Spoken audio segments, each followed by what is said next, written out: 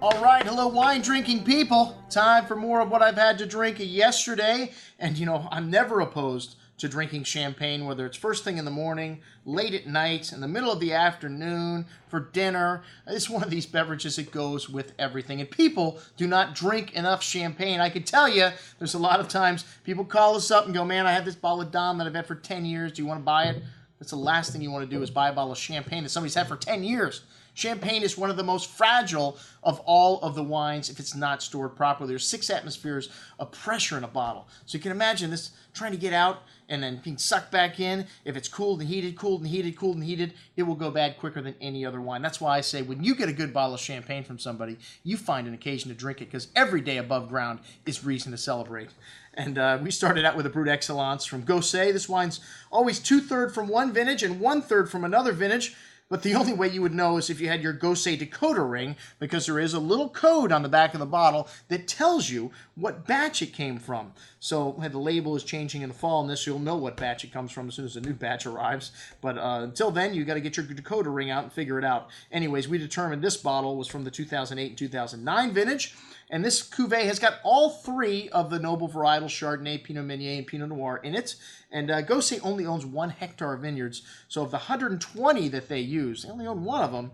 And there's 200 families that they buy from 60 different villages. Can you imagine writing the checks after harvest for this company? Anyways, on the nose, this wine's got a lot of lovely fruit here. Apricot and peach, notes of almond and ginger spice, fresh flowers. Very creamy mousse on the tongue. This wine is aged for 30 months on the lees. And a nice freshness to the finish here. These wines are all about fresh and clean, good amount of tree fruit there. They do partial mallow in this wine. It's the only wine that sees partial mallow, and the dosage is a little heavier, about 10 grams of residual. But in champagne, you need that sugar to balance out the acid. Excellent juice. One of our favorite non-vintage Bruts, the Brut Excellence at $41.25. The price went up just a little bit. And the Gosset Grand Reserve, well, the price on the Rosé went down, so we'll take a little price increase on the Brut Excellence. The Grand Reserve, this is the flagship champagne of the house and the longest established wine in the house. They make over 40% of the production in this wine. You would think it was a Brut Excellence, but that's only 35% because it's less expensive. It's always a blend of 3 outstanding vintages, and it's aged for 4 to 5 years on the lees, so you get a little more of that yeast autolysis. This one's got a beautiful nose, a complex array of white flowers, almonds, fresh toasty notes, vanilla cream, hazelnut, really lovely complexity there. Bright and fresh on the palate, green apple and pear fruit, a nice hint of that nutty and yeasty nuance from the nose through the finish.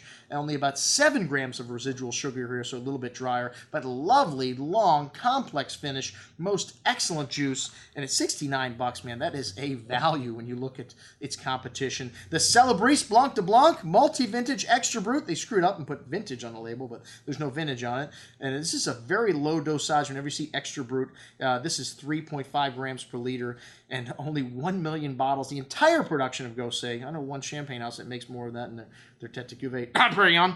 And they only made 12,000 bottles of this one-off blend. It's a blend of 99, 98, 96, and 95 vintage wines, very complex, and has more of that distinct minerality that you get, that chalkiness you get from the soils in Champagne, and really standing out in this wine, along with a floor-like sherry quality to the green apple and pear fruit. Lovely, silky, smooth, creamy texture on the tongue, though. This wine has got all that and a box of chocolates. For Champagne, it is a long and layered finish, and really lovely creaminess on the palate, that distinct chalky minerally note showing through all the way to the end, and that floor quality. Even better on the second day, the sign of a truly great champagne. Hey, I always say people drink champagne too cold. They don't let it open up.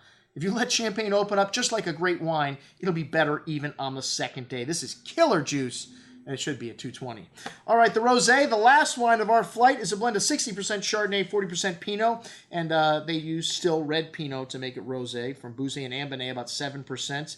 This one has a lovely raspberry and strawberry fruit with notes of fresh flowers, full of finesse and freshness on the nose, 4 years on the lees, so very complex, and you get a lovely, it's a fresh and clean Rosé, just like all their wines. That should be the motto for Gosset, and lovely light red berry fruit, a touch of that floral note and spice through the finish. Dosage here about 8 grams. Most excellent juice, and the new price on this we like a whole lot.